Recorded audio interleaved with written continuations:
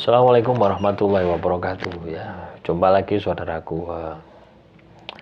Jumat Wage ya, dimanapun Anda berada. Menanggapi komentar saudara kita, kaitannya dengan apakah tirakat itu sama dengan puasa?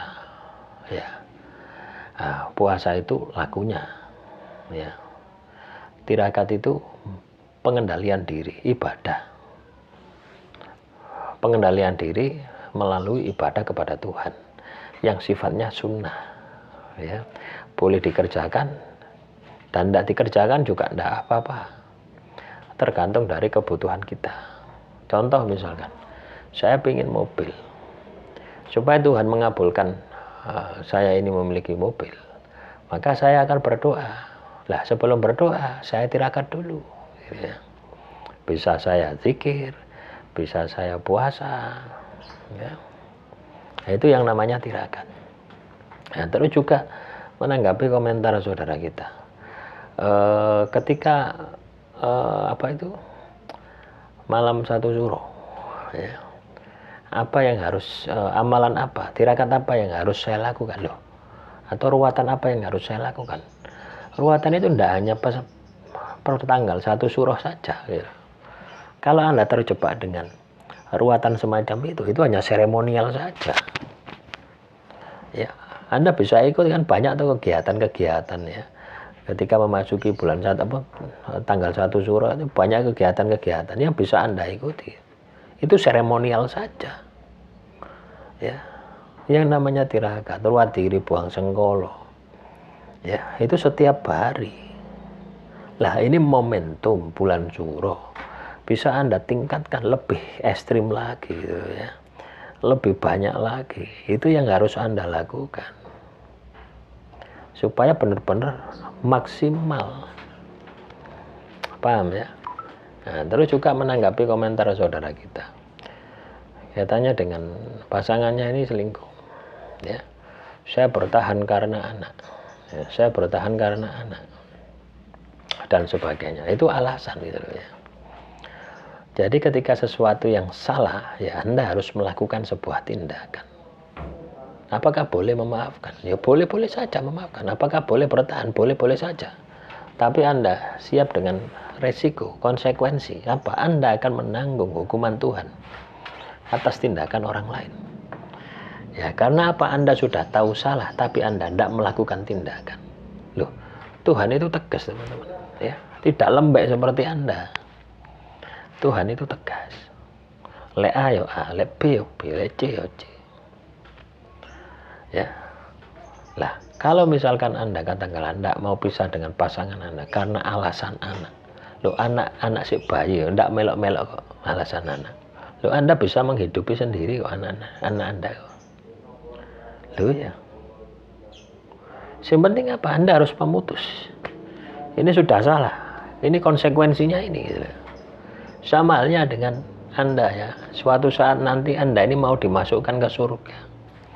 Anak Anda mau dimasukkan neraka. Apakah Anda mau gandol? Ya tidak bisa. Tegas. Ini hanya contoh ya, kehidupan itu seperti itu. Ya, pahit, manis dan sebagainya Anda harus membedakan. Oh, mbok campur aduk. Ketika salah ya salah. Ketika benar ya benar. Ya, jangan salah, wah dimaafkan. Seolah-olah Anda ini orang baik. Ya. Tapi di hati gerundel, di hati emosi, gitu. Ya sampai sekarang buktinya Anda komentar di channel ini kan, itu kan membuktikan bahwasanya Anda tidak bisa melupakan rasa sakit hati itu. Ya, akhirnya apa? Anda akan terus memendam kebencian, memendam dendam karena keterpaksaan. Ya, di sisi lain menuruti nafsu Anda mengkambing hitamkan anak Anda. Wah, ini alasan anak kasihan. Ya, loh, pernahkah Anda berpikir? Ya, anak Anda ini dikasih makan oleh orang pendosa. Ya. Hasilnya apa? Ya anak Anda akan lebih kurang ajar daripada orang tuanya. Tidak percaya, tonton gitu. Ya, kita harus berpikir jauh ke depan semacam itu. Oh, cuma mikir sesaat saja, kesenangan Anda saja. Akhirnya apa? Alasan anak jadikan alasan. Anak tidak melok berbuat kok dijadikan alasan. Ketika Anda sudah tahu itu salah, itu melanggar hukum Tuhan, dikat, diputus. Supaya Anda ngefek kepada diri Anda, supaya Anda ngefek kepada anak Anda, supaya bisa menjadi pelajaran hidup bagi diri Anda. Coba bayangkan, ketika suatu saat anak Anda besar, tahu bahwasanya orang tuanya bejat. Ya, apakah itu tidak menjadi hukuman? Apakah itu tidak menjadi pelajaran yang itu akan ditiru? Nah, makanya teman-teman Jemaat Wage, kulil haqqu walau kana murun, katakanlah pahit kalau itu memang sebuah kebenaran. Dan Anda harus bisa melakukan tindakan perbaikan. Anda harus bisa melakukan tindakan perbaikan terhadap sesuatu yang salah. Pernahkah Anda berpikir gitu loh ya, bahwasanya hukuman orang pezina itu apa? Dirajam. Ya, dirajam itu apa? Ya dilempar gitu.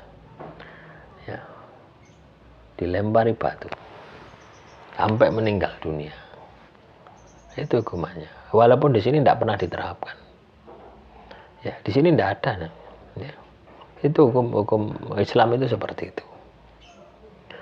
Ya, makanya ya, orang-orang katakanlah yang selingkuh itu biasanya berakhir dengan kematian. Tonton. Ya. Pasti hidupnya banyak masalah. Pasti hidupnya banyak musibah. Karena apa? Sudah melanggar apa yang menjadi perintah Tuhan. Loh, musuh Anda itu bukan orang selingkuhannya, ya. Musuh Anda itu Anda alihkan kepada Tuhan. Ya apa Anda musuh ambek Tuhan? Yo kalah tok wis. Kan seperti itu. Sama halnya dengan orang yang terjebak dengan riba. Musuhnya bukan hutang itu. Musuhnya adalah Tuhan. Akhirnya apa? Hutang itu melilit, menjadikan masalah, sehingga setiap langkah yang Anda lakukan itu ndak selesai ini bulet dan lah. Jadi konsepnya seperti itu ya. Nah, semoga ini bisa Anda pahami ya. Semoga ini bisa memotivasi Anda bagaimana bersikap, bagaimana bertindak untuk memperbaiki kualitas diri Anda. Ya. Jadi caranya seperti itu. Ya. Ya dibuktikan saja apa yang saya sampaikan gitu ya. Kalau Anda alasan katakanlah anak Anda, ya pasti hidup Anda banyak masalah. Ya. Apakah Anda tidak sadar masalah itu karena itu gitu. Kena sabab ya. Anda sudah tahu dia selingkuh. Anda sudah tahu, malah Anda tutupi. Bangke mau tutupi. Ya. Ada pepatah mengatakan ya, sepandai-pandai menutup bangkai akan tercium juga. Nah, pernahkah Anda berpikir seperti itu? Nah, inilah yang harus Anda pahami. Ya Anda akan kecipratan badangi. Anda akan kecipratan menanggung dosanya. Ibarat Anda tahu sebuah kejahatan, tetapi tidak melakukan tindakan. Demikian yang bisa saya sampaikan. Semoga bermanfaat. Assalamualaikum warahmatullahi wabarakatuh. Salam rahayu, rahayu, rahayu.